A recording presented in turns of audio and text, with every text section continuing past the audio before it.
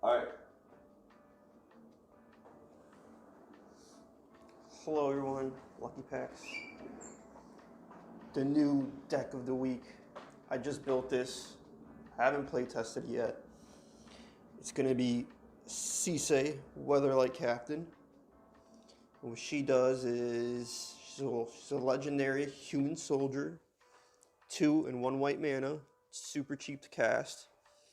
But she gets a +1 for each other color among other permanent, legendary permanents you control. So she gets buffed up real fast.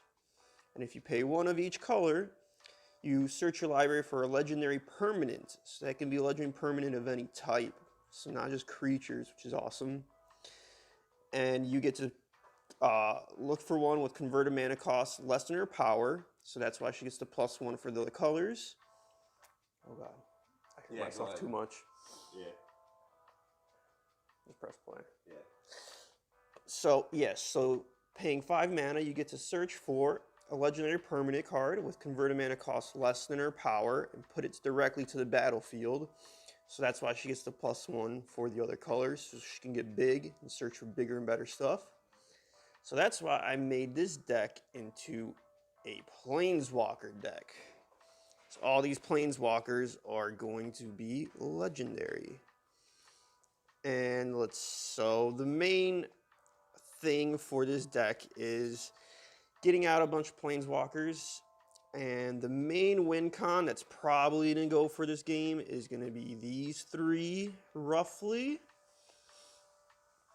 And the ultimate on Dihada says you get to gain control of all non-land permanents on the field until end of turn, and you untap them and they gain haste on the turn.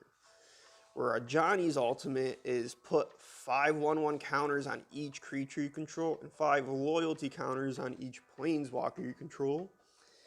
And Tavesh says that he's just in here for fun because his ultimate is gain control of all people's commanders. So the rest of these Planeswalkers in here will have like Kaya and Wander and stuff. They're kind of just for removal and other kinds of things. Card draw with Teferi, fun shenanigans. But the main objective is we're going to try to get to these guys, steal everyone's creatures, put a bunch of counters on them, and smash everyone's face with their own creatures.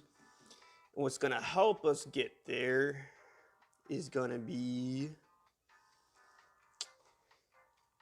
mainly these guys, Lae'zel and Karth, because they give our Planeswalkers extra counters on them when we use their abilities.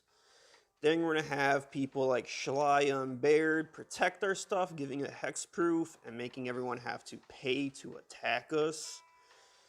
Then we got fun stuff like Permanicon, however you pronounce this guy, so you guys can only have one person swinging at my Planeswalkers and not everyone swinging at my Planeswalkers.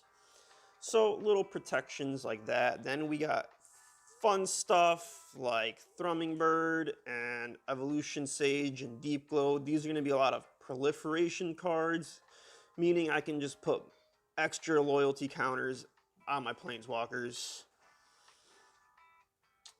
And let's see, what else do we got? We're going to have stuff in here like Lithiform Engine, Rings of Bright Hearth. So paying 2 extra mana will get to double up my commander search and put 2 things on the battlefield for 2 extra mana. So super value there. This guy also, once again, just proliferating all my Planeswalkers. And then I can even take an extra turn if we get enough counters on it. The Swiftfoot Boots, obviously to protect our commander, keep her out there for longer. And then basically we got some counter spells and then a bunch of stuff to, wipe the boards. Most of it removes stuff that aren't Planeswalkers. So my Planeswalkers will get to stick around while we destroy everything else, keep them fresh, keep them on the board. Can I just see what the battle is? Because this is new. Yeah. This is new on the show. We haven't even gotten into battles. So battle, how they work. They enter in as a permanent, and when they enter in, I get to choose someone that's going to protect the battle. So even I can protect my own battle if I wanted to. But this one's awesome because I get to choose when it enters the battlefield to destroy all legendary creatures or all non-legendary creatures. And I can choose both, actually, just completely board wipe all creatures. And then what happens is it comes in with 4, what are they, shield counters?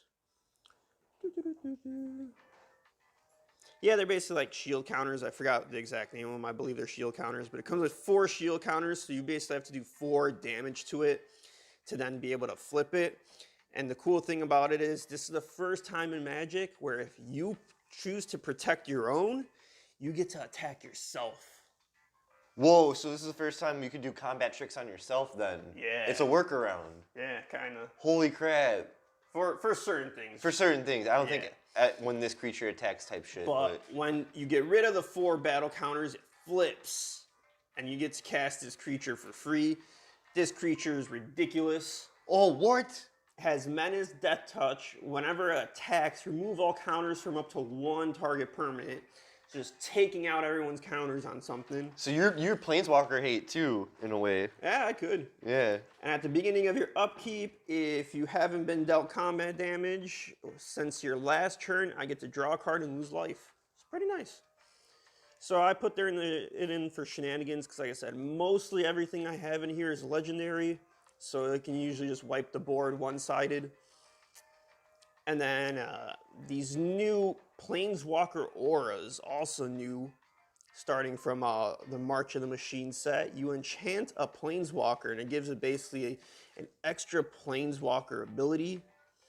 So this one, if you alt it, it's a -12. It's a lot, but with this deck, it won't be hard to do. You basically get to use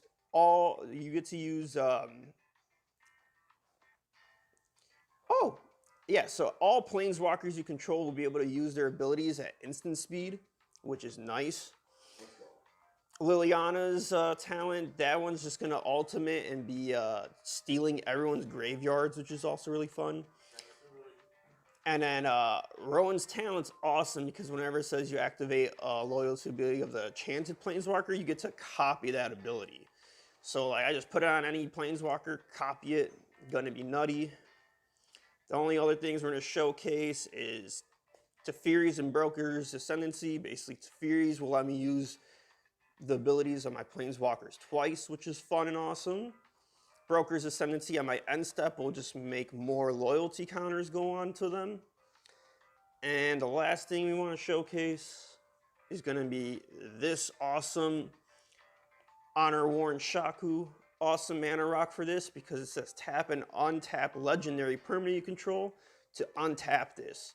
So like these things are never gonna tap, they're never gonna attack. So like free mana when that's out to tap down my Planeswalkers. So Shoku essentially is gonna turn everything into a rock that's legendary and get value out of your Planeswalkers. Extra. Yeah, extra value. I mean, yeah, it's gonna squeeze them. And that's the idea of the deck. Hopefully it'll do its thing.